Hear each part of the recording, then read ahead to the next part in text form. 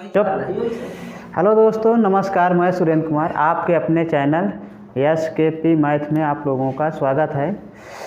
हम लोग इस समय दूरी समय चाल से संबंधित प्रश्न कर रहे हैं। देखिए, आज का पहला प्रश्न है, एक कार एक निश्चित दूरी 42 किलोमीटर प्रति घंटा की दर से 10 घंटे में पूरी करती है। उसी दूरी को 7 घंटे में तय करने के लिए कार की गति में कितनी यानी किलोमीटर की वृद्धि आवश्यक है। कितने किलोमीटर प्रति घंटा की आवश्यकता होगी, ये बताना कि कितनी वृद्धि हुई है, ये आपको बताना है। सबसे पहले आपको ये देखिए, दूरी निश्चित है तो कोई बात नहीं। दूरी बराबर क्या होता है, d बराबर डिस्टेंस बराबर क्या होता है, चाल गुणे समय, मतलब v इंटू वेग इंटू टाइम। तो अब कितना हो गया। अब जब दूरी निश्चित है तो d को हम हटा सकते हैं। क्या कर सकते हैं, d को हटा सकते हैं। कहने का मतलब इस प्रकार v1 t1 बराबर v2 t2। पहले बताया गया था कि ये फार्मूला लगेगा, शुरुआती में हमने ये बताया था, ठीक। अब देखिए, अगर पहले केस में देखें तो आपकी चाल 42 किलोमीटर प्रति घंटा है, समय कितना है 10 किलोमीटर, वो 10 घंटे है। तो 42 गुणे 10 बराबर v2 निकालना है तो v2 लिखा रहेगा। समय आपको 7 घंटे में करना है। कितने में, 7 घंटे में। तो कितना हो गया, 42 गुणे 10 बटे 7 बराबर v2। 7 छंग 42 तो 10 छक्के 60 किलोमीटर प्रति घंटा v2 बराबर, ठीक। अब देखिए, कहने का मतलब ये है, जब आप 42 की स्पीड से जाते हैं तो आपको 10 घंटे लगते हैं। कितने, 10 घंटे। जब आप 60 की स्पीड से जाएंगे तो आपको 7 घंटे लगेंगे। तो आपकी स्पीड कितनी बढ़ गई, मतलब 60 से 42 घटा लीजिए तो चाल में जो वृद्धि होगी वो वृद्धि कितनी हो जाएगी। पहले आप 42 में चल रहे थे, आप कितने में चल रहे हैं, 60 में। 60 में से 42 घटा लीजिए तो आपका कितना आ जाएगा, 18 kmph, मतलब 18 किलोमीटर प्रति घंटा की जो आपको है वो वृद्धि करनी पड़ेगी, ठीक। इसी प्रकार इसमें क्या है, ये प्रारंभिक चाल है, ये अंतिम चाल, इस प्रकार भी समझ सकते हैं। तो देखिए, चाल एवं दूरी से संबंधित प्रश्न जो भी होते हैं, सबसे पहले आपको 3 बात पर फोकस करना। किस पर, दूरी, समय, चाल, बस इन्हीं पर ध्यान दीजिए। दिया है कि नहीं दिया, अगर नहीं दिया तो उसको आप मान के हल कर लेंगे। देखिए, अगला प्रश्न है, एक कार A से B तक की दूरी का 1/5 भाग 8 किलोमीटर प्रति घंटा की गति से 1/10 भाग 25 किलोमीटर प्रति घंटा की गति से चलती है और शेष 20 किलोमीटर प्रति घंटा की गति से चलती है। पूरी यात्रा की औसत गति क्या है, औसत चाल बताना। देखिए, अगला प्रश्न है, एक कार A से B तक की दूरी का 1/5 भाग 8 किलोमीटर प्रति घंटा की गति से चलती है, 1/10 भाग 25 किलोमीटर प्रति घंटा की गति से चलती है और शेष 20 किलोमीटर प्रति घंटा की गति से चलती है। पूरी यात्रा की औसत चाल। तो औसत चाल के लिए आपको पता है कि क्या होना चाहिए, औसत चाल बराबर कुल दूरी बटा कुल समय। तो देखिए, कुल दूरी तो हम मान सकते हैं कि x है, ठीक। आपको समय निकालना है, ये समय यहाँ पर आपको निकालना है, ठीक। कुल दूरी बटे कुल समय, आपको समय निकालना है।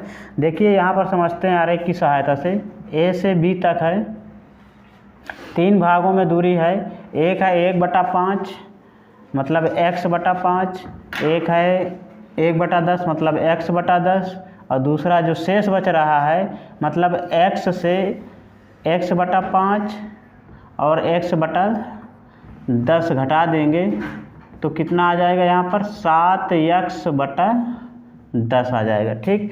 यानी 3 दूरियां हैं, एक है x/5, एक है x/10, तो तीसरी वाली कितनी हो जाएगी, 7x/10। यहाँ पर चाल अलग अलग दे रखी है, यहाँ की है 8 किलोमीटर प्रति घंटा और यहाँ की है 25 किलोमीटर प्रति घंटा और यहाँ की है 20 किलोमीटर प्रति घंटा, ठीक। तो देखिए, इस वाले में जो समय लगेगा, इस वाले पार्ट का समय और इस वाले पार्ट का समय और इस वाले, तीनों का समय आपको अलग अलग निकालना पड़ेगा। अगर मान लेते हैं यहाँ पर T1 समय है, तो समय बराबर क्या होता है, दूरी बटे चाल, मतलब x बटे 5 बटे 8 हो जाएगा। टोटल कितना हो जाएगा, x बटे 40।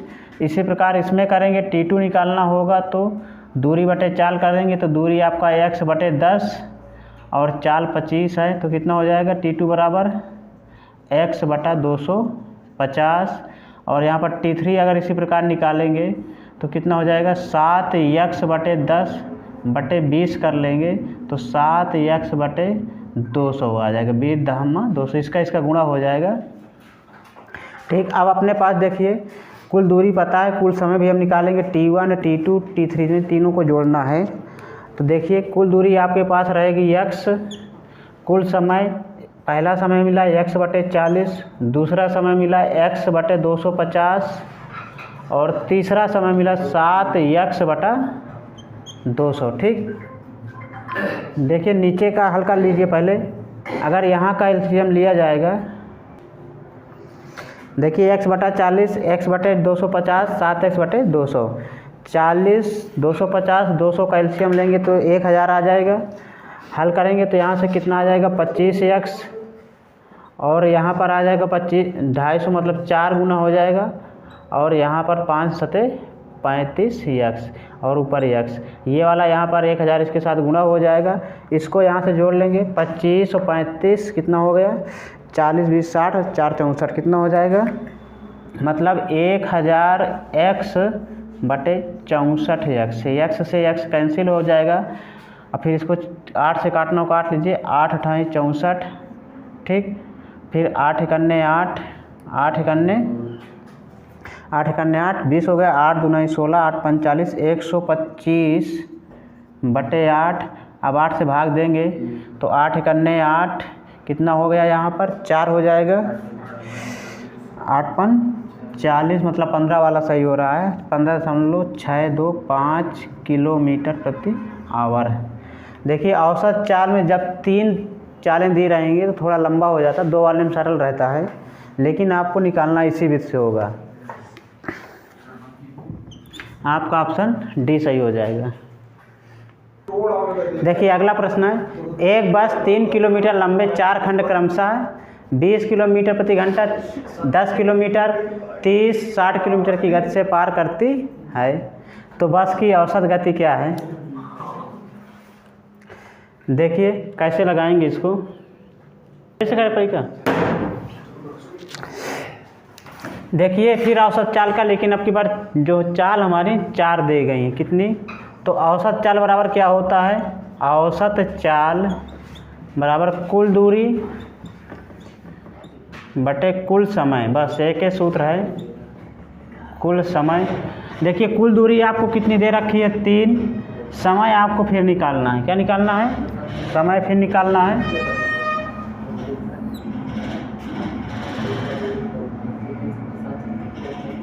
इधर देखिए 3 किलोमीटर की दूरी है, अब 3 किलोमीटर को 4 खंड में बांटना है, कितने में, 3 किलोमीटर की दूरी है, 4 खंड में आपको बांटना है, मतलब ये हो जाएगा 3/4 किलोमीटर, 3/4 किलोमीटर, 3/4 किलोमीटर, 3/4 किलोमीटर, इस प्रकार।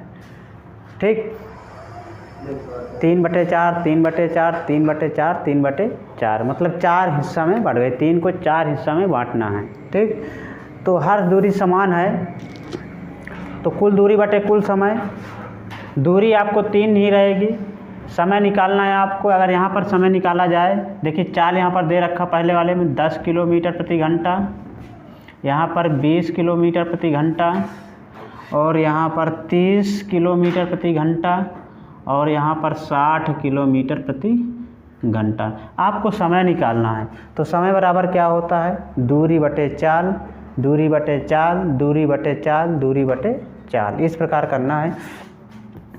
यहीं पर कर लेते हैं कुल समय में। देखिए T1 की बात करें तो कितना हो जाएगा, दूरी बटे चाल मतलब 3/4/10, तो कितना हो जाएगा, 4 नीचे आ जाएगा तो 3/40। अगर T2 की बात करो तो 3/4/20 हो जाएगा, तो हो जाएगा 3/20 चौक 80 और T3 हो जाएगा 3/4/20, 30, 3/3 चौक 12, 120 और T3 जो हो जाएगा और T4 हो जाएगा 3/4/60 मतलब 6 को 24, 3/240 इस प्रकार हो जाएगा। अब यहाँ पर इसका सरलीकरण जहाँ जहाँ कट रहा अगर काट सकते हैं आप लोग, जैसे इस वाले में कट रहा है 3 करने 3, 3 चौक रहा है कि ना काटो तो ज़्यादा अच्छा है, क्योंकि एलसीएम में फिर उसी प्रकार समस्या आएगी। ठीक, अब आते हैं कुल दूरी आपकी 3 रहेगी। कुल समय मतलब चारों को जोड़ना है, पहला समय, दूसरा समय, तीसरा समय, चौथा समय, मतलब आपको भिन्न अच्छी आनी चाहिए। 3/40 प्लस 3/80 प्लस 3/120 प्लस 3/240।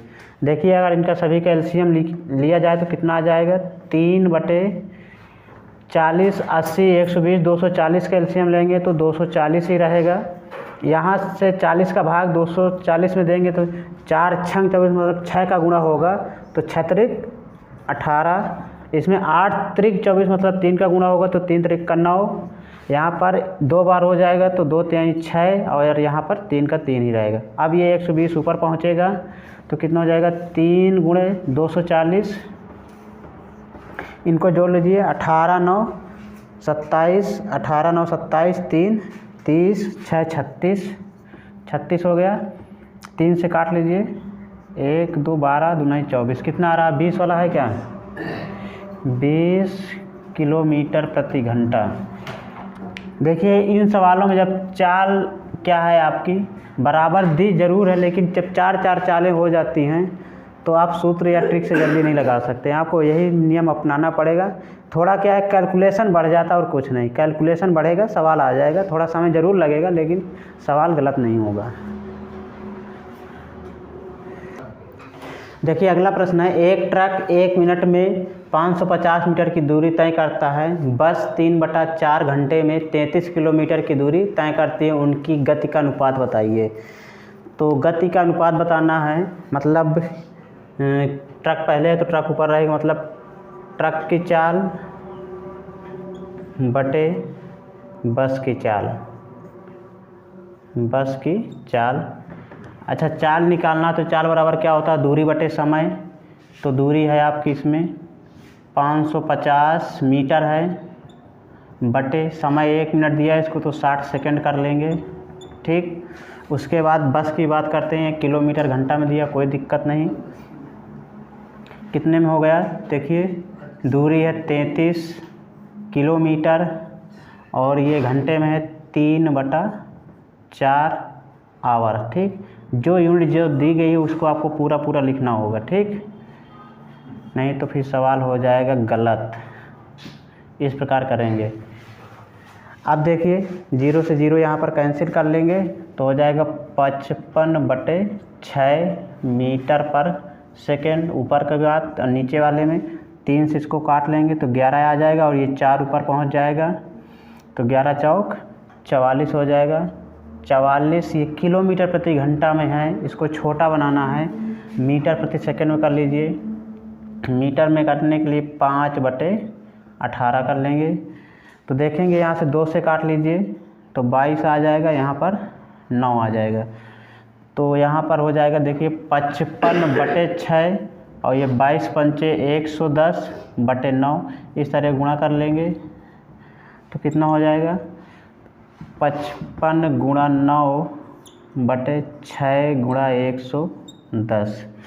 ठीक, अब काट लेंगे, जैसे भी कैंसिल हो रहा है, 55 दूनी इस प्रकार हो जाएगा 110 और 3 से काट लेंगे, 3 त्रिका 9 और 3 दूनी 6 तो ऊपर 3 हो गया, नीचे 2 दूनी 4 हो जाएगा।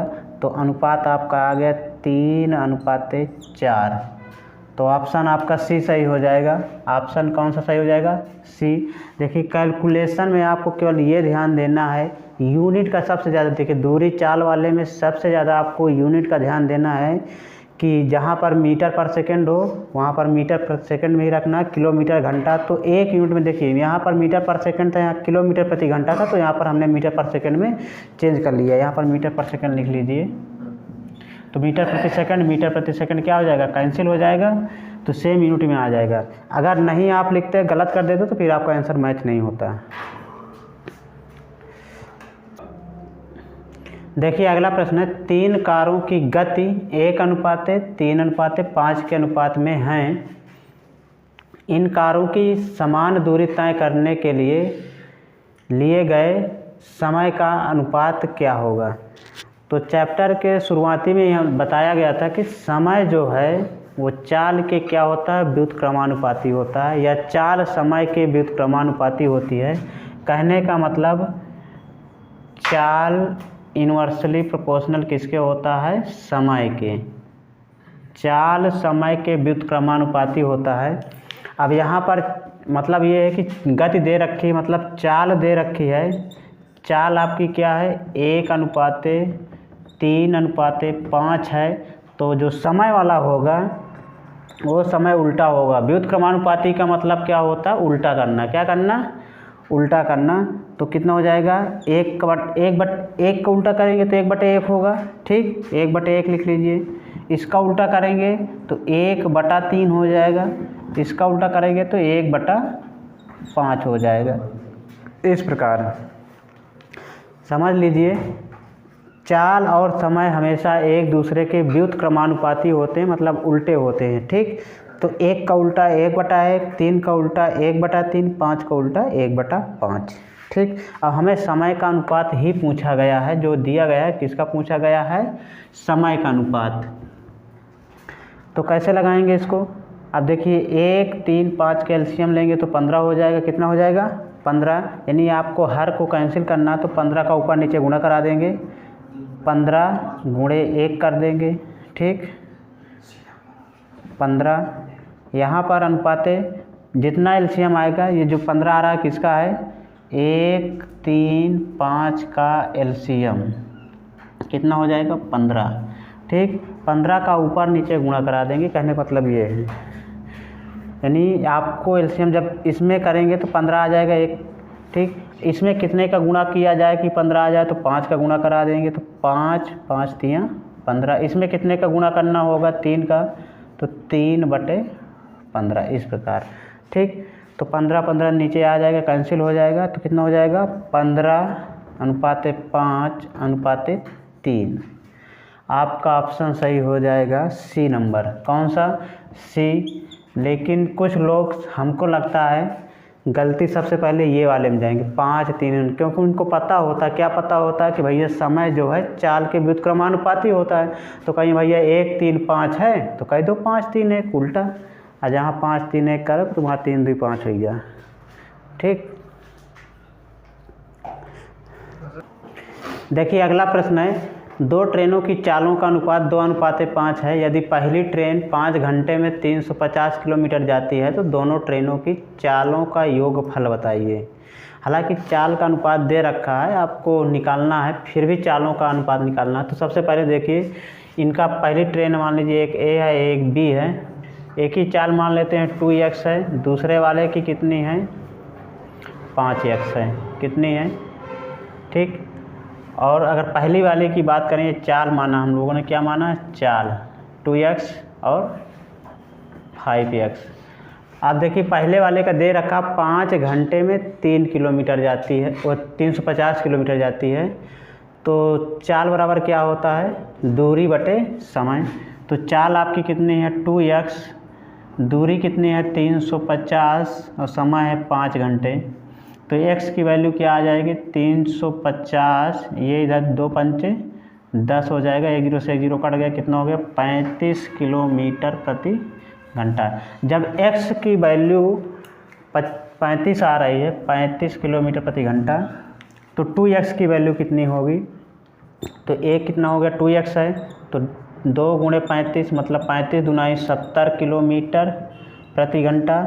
और b की देखा जाए तो 5 गुणे 35 हो जाएगा, 5 × 25, 5 × 15, 2 17, 175 किलोमीटर प्रति घंटा। और दोनों का शायद योगफल पूछा गया है, योगफल, तो दोनों को जोड़ दीजिए, तो 5 7 5 7 5 हो गया, 7 7 14 14 245।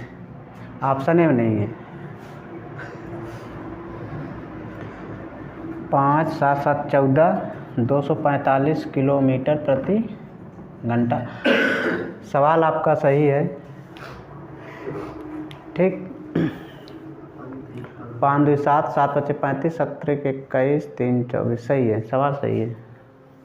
तो देखिए कभी कभी होता है कि आपका सवाल सही रहता है और ऑप्शन आपको नहीं मिलते हैं, तो वहाँ पर परेशान होने की बात नहीं होती। उसमें नंबर जो है सब लोगों को बराबर मिलते हैं, या तो क्वेश्चन को हटा दिया जाता है या तो फिर नंबर सबको बराबर दिए जाते हैं। ठीक, तो आज हम लोगों की क्लास यहीं तक रहेगी।